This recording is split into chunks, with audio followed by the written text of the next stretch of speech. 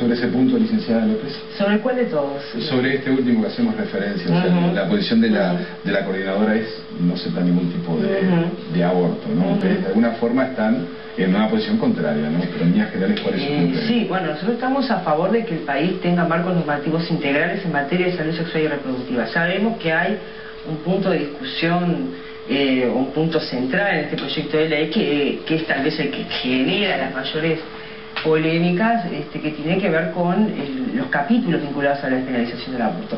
Pero a mí me importa ubicar la problemática del aborto en ese contexto amplio de la salud sexual y reproductiva por lo siguiente. Primero, porque nosotros, este proyecto de ley a lo que apunta es a dar una respuesta institucional a una realidad que es, en primer lugar, la de los embarazos no deseados.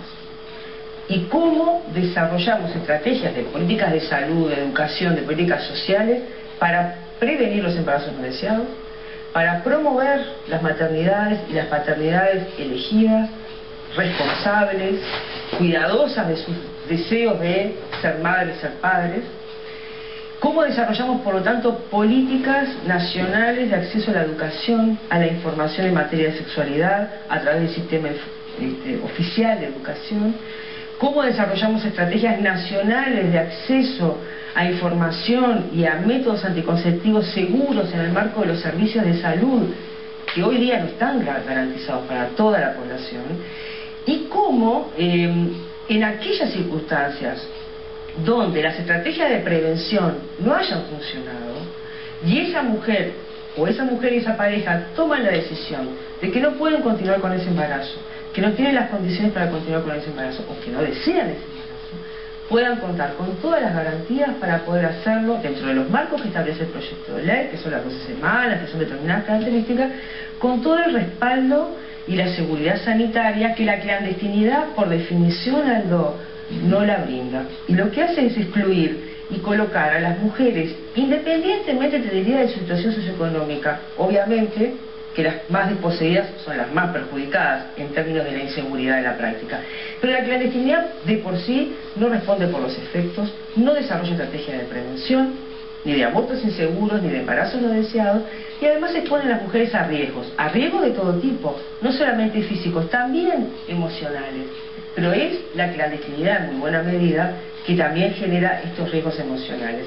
Entonces, y en ese punto puedo dar mucha información porque soy una investigadora en psicología y puedo dar fe de los efectos devastadores del aborto voluntario en la ilegalidad y la clandestinidad. Y a propósito de la clandestinidad, ¿usted qué dice, licenciado? Nosotros pensamos que esta ley no va a atacar el tema de la clandestinidad, porque hay un artículo ahí que dice que la mujer tendrá que dejar constancia en la historia clínica de que se hizo un aborto.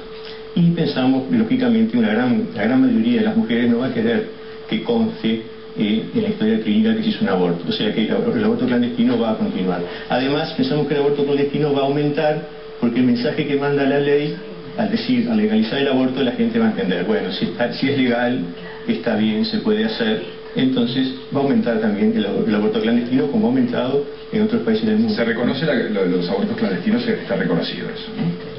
El aborto es clandestino por definición en nuestro país desde el momento que está penalizado.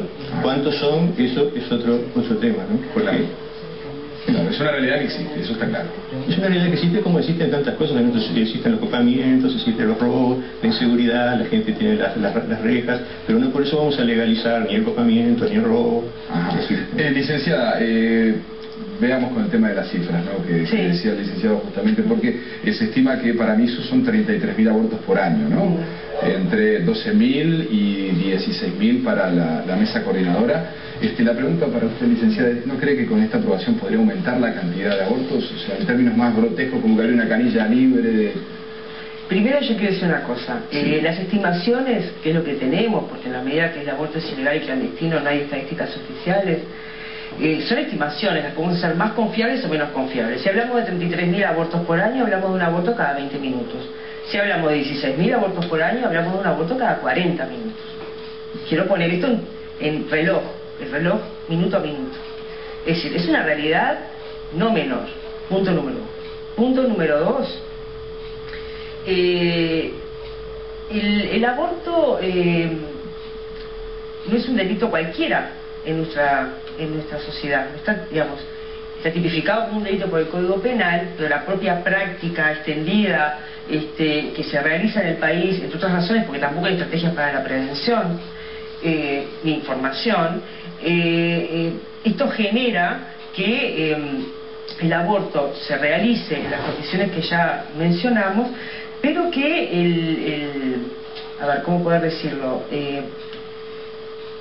Tenemos un problema con que generalmente se plantea que la legalización del aborto va a generar un incremento de la práctica del aborto. Y esto, en primer lugar, en los países donde el aborto se ha legalizado, las cifras no han necesariamente aumentado, porque generalmente van acompañadas de estrategias de prevención de los embarazos no deseados, que es a lo que apunta precisamente esta ley. En segundo lugar, porque en realidad no sabemos cuál es la línea de base de la repartición.